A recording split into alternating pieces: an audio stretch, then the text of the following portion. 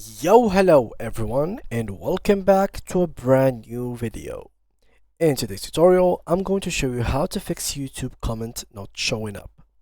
First of all, when you are on your mobile, the first thing that you need to do is to go ahead and open your App Store or Google Play depending on your mobile.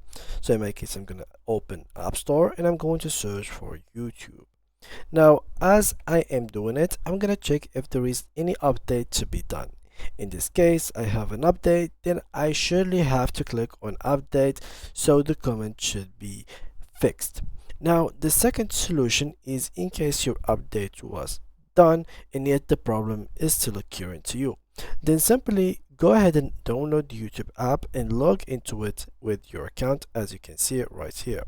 Now, as if I am now in my account, I'm going to click right here on the settings, and here, as you can see, you will find your account settings from this area. So from this page, all you need to do next is to go ahead and click on general, and from here, as you can see here, there is the restricted mode.